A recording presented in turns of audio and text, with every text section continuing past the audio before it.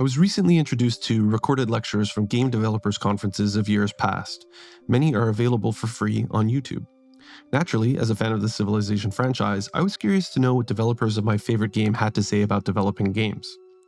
I was a bit surprised to learn that I did not always see eye to eye with developers on their ideas about what made for interesting gaming experiences. Sid Meier, in particular, had some things to say about understanding gaming psychology that I felt really missed the mark. But this is Sid we're talking about. He's a legend. Not that he deserves a pass just because he's Sid, but that just because I don't agree with all of his ideas, it doesn't mean that he's a moron, is terrible at what he does, or is a despicable human being. Life is complicated and need not be as polarizing as just about everything else on the internet. Needless to say, occupying my time trying to better understand this new part of my world, I've had to sit and think about ideas, specifically related to Civ VII and Civ games in general, that go beyond simply playing the game. Anyone who's watched any of my previous videos knows that Civ VII and I have not begun our relationship on the right foot. It's easy to know when you like or don't like something. Understanding why is a whole other matter, but all this to say that I've spent a lot of time now really trying to understand why I don't enjoy playing Civ VII.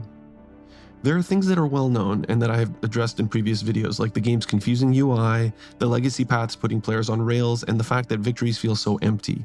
But beyond its shortcomings, I've spent some time wondering and trying to answer the question, how did it come to this? Of course, there is the pervasive meme of the cycle of Civ games, and I can acknowledge that, if true, we are at the start of a new cycle. But I can honestly say that I have never felt quite like this about a Civilization game.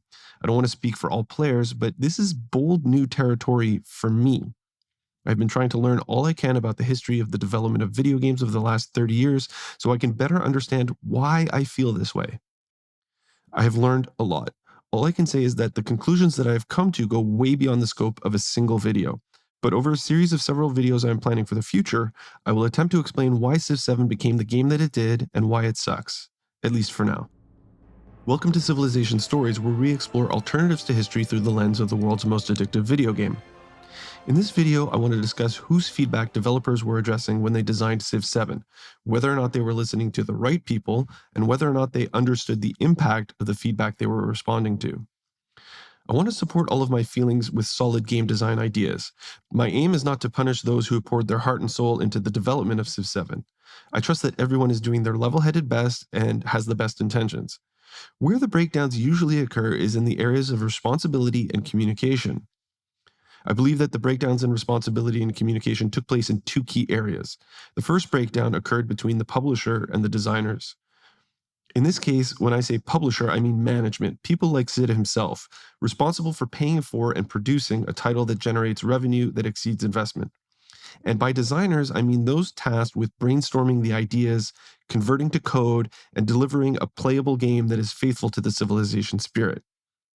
The former's chief objective is profit. The latter's is the development of a fun game that players enjoy. The second breakdown in communication occurred between designers and players of previous Civ games, and I would argue that this second breakdown is the more egregious of the two.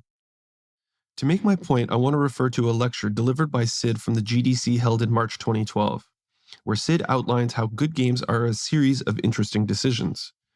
It's an incredibly broad topic with no definitive answers and open to innumerable interpretations. But the key point from this lecture that I want to highlight centers around the importance of listening to players. For reference, I will leave a link to the lecture in the description.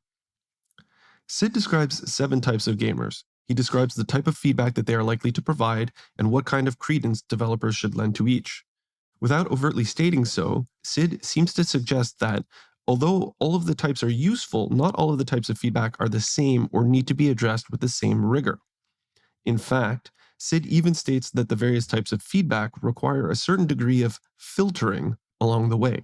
Again, these are all viewpoints that are worth listening to, but in each case, probably can't use all of these players' ideas. But it's useful to understand where these players are coming from and what their reactions might be to your game. It is also important to note that, again, without overtly stating so, when Sid means feedback in his lecture, he means complaints. Before we dive deep into player feedback and its different types, I want to say that to everyone's detriment as far as Civ VII is concerned, there exists an overlooked gamer type, worth listening to that Sid does not even mention in his lecture. The 7 types of gamers are Mr. Kickbutt, Miss Genre, Mr. Min-Max, Miss Paranoid, Mr. History, Mr. Bubble Boy, and Mr. Designer. The unfortunate breakdown in communication clearly occurred between Sid himself and the team responsible for designing Civ 7. All of Sid's points during this section of the lecture make a lot of sense, and he hints at when these kinds of feedback are useful and important versus when they are not. It's clear that these concepts were not communicated to the development team, or they got lost in the years between 2012 and today, because developers got roped into addressing the worst parts of feedback from a couple of these types of gamers. So let's sum up each one in a single sentence, how they can be useful, and how, if at all, these types of feedback were not effectively filtered by developers and led to negatively impacting the design of Civ 7. Mr. Kickbutt only cares about winning. They are useful in fine-tuning a game's difficulty levels, but because they only care about winning by any means necessary, their feedback can steer the fun of a challenge away from a game. Miss Genre only cares about a game's mechanics conforming to the genre she enjoys. Her feedback is useful to understand when developers have stepped too far away from the genre that they are targeting, but could limit innovation within the genre to go in new directions. Mr. Min-Max wants to understand every algorithm in order to game the system, and are useful in uncovering flawed mechanics or unbalanced algorithms. They are the dry, unfunny version of the Spiffing Brit. And since I began engaging more in Civ's online communities, I'm shocked by how many players of this ilk and how well received their posts are. They are folks who spend more of their games looking here rather than here. Their fun is in breaking the game, not playing it. Ask ChatGPT to define yield porn, and it will know exactly what you mean. Sadly, this is one of the feedback groups that developers listen to the most when designing Civ 7, which is why we now have to return to city screens every couple of seconds in the late game to drop in another specialist, so some min-max moron can take a screenshot and have the community respond, "Sick yields, bro." It's even part of the science legacy path in the exploration era to max out your specialist yields in an urban district that is not the city center. Ugh, I just puked in my mouth a little bit. I can appreciate winning the game quickly, like in a low number of turns. Sure, kind of fun. But very often my mom will come to me and show me some video that one of her friends on an email chain sent her of some 6-year-old violin prodigy playing Bach faster than seems humanly possible. I'm always like, okay, great. I mean, I don't doubt that one day they'll discover how to train that kind of dexterity in utero. It's like watching a guitar virtuoso mindlessly tapping away in an obscure scale with some unique tuning and wondering how the heck they did it. I mean, practice? Guitars, violins, music were invented to unlock human creativity and lift the spirit, not to be shredded. And that's what min-maxers do. They use the game for something other than what was the game's intention. Look, it's fine if that's what you're into, but the min-max folks are usually just showpieces like circus freaks. In my opinion, the AI ought to be trained to sniff out a min-maxer and put the war to them to disrupt their best laid plans. Min-max players are like blackjack card counters, and games should come built with virtual bouncers to get them out of the casino. Sadly, Civ 7 feels like it was designed to please the min-max crowd. It means that if yield porn is a thing, then Civ 7 is basically just smut.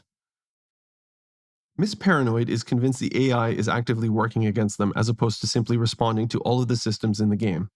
I guess I'm a little like this. Like, if you've ever seen my video about culture victories in Civ 6, where I talk about rock band odds and how I feel that rock bands really only play a successful show about 10% of the time, regardless of the displayed odds, it might sound a bit like me. In the lecture, Sid actually talks about adjusting die rolls in Civ Revolution to make sure that 2 negative things could not happen in a row. Elements of chance and a certain amount of scripting, I believe, are necessary in games, but they do need to be balanced out with positives to drive players forward, or else they'll just quit. Mr. History is going to scrutinize the accuracy of every minute detail added to the game.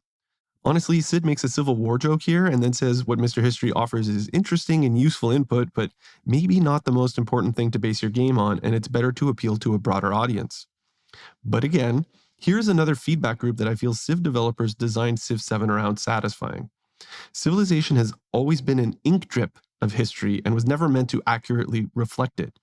There are threads that players can follow if they want to know more, but it's not the place to become a scholar.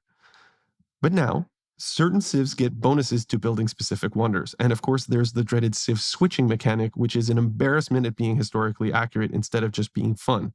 Although I'm not a fan of Civ switching and feel that Civ should endure throughout the course of a game, if you are going to incorporate Civ switching, why should Greece only be in the Antiquity Age? Why does the order have to be Greece, Normans, French, or Rome, Abbasids, and Russia? Why can't we go Spain in antiquity, Roman exploration, and the Maya in the modern age, and have their unique bonuses lend something interesting to the game at any point? That would at least expand on Civ's what-if philosophy instead of stashing everything in their box into a tidy, more historical path and trying to keep it within its historical context. Mr. Bubble Boy is the player who allows one negative moment to ruin their experience of the whole game. Welcome to my love life. Jokes aside, this feedback is useful when pointing out real problems that are generally easy to fix. But designers should not fall victim to tossing away a good idea that might only need tweaking to offer the right experience. Finally, there is Mr. Designer, whose feedback always relates to the game they are making in their own head. Good designers need to be able to filter good ideas that these players have from the bad ideas that they have. Not an easy job, but a worthwhile one. One need only look to Civ mods of the past for both good ideas worth expanding on, as well as bad ideas worth disregarding. So, as far as I'm concerned, the worst mistakes in responding to player feedback are, well, obviously I picked on Mr. Min-Max and Mr. History. In fact, I plan to make a video about the min-max problem and how it might have hurt the Civ franchise forever. But I also think that there was a problem in responding to Miss Genre and Mr. Designer, or maybe some cross signals here. Admittedly, my video game view has become quite narrow over the years and is restricted exclusively to Civ and mostly to its base games and expansions. But from what I understand, Civ VII has incorporated mechanics from competing 4X titles and glossed over ideas and mechanics designed by Civ modders. I am learning this from the community, but some of the least popular mechanics in Civ VII, like crises and Civ switching, come from games like Stellaris and Humankind, respectively. So, instead of setting itself apart, Civ VII developers decided to position their game alongside other games in the genre. All of these decisions of what feedback options to pursue, without really knowing all of the feedback that may have been ignored, has hurt the playability and replayability of what used to be one of the world's most enjoyable and rewarding gaming experiences. Which brings me to that unmentioned type of player offering feedback that Civ developers ignored, and that is the loyal fan. Loyal fans are those who have been playing multiple Civ titles for decades and have come to expect a certain type of game and experience. Loyal fans are those that buy the game because of the legacy of the series and the title on the box. We've always bought and we keep buying because Civ has always given us one more turn of what we want. But we're quiet. We're not complaining. Nobody's ever come to us and asked what we've always loved about Civ. They just took our money and then gave the people who were complaining what they wanted, taking away what we had always had in the process. Imagine your favorite restaurant and your favorite meal in that restaurant, or maybe it's a bar, that place you can always go to get the meal or the pint or the camaraderie that you've always enjoyed. It was happening. It was the happiest spot in the whole neighborhood. And then they told you, hey, we're renovating the place and it's going to be even better than before. And they replace it with a McDonald's. You ask, wait, but what happened to my favorite restaurant? And the response you get is, what do you mean? This is your favorite restaurant. And it's even better now. It's moved beyond static empire building into something more dynamic. I imagine you'd feel pretty disappointed. Unless, of course, your favorite restaurant is McDonald's and you get your jollies min-maxing that menu. Anyway, let me know what you think. Are there any other types of feedback that developers fell victim to when designing Civ VII? Also, don't forget to like and subscribe if you haven't done so already, and remember to keep playing and making your own civilization stories, your own amazing path through history, and I'll see you next time.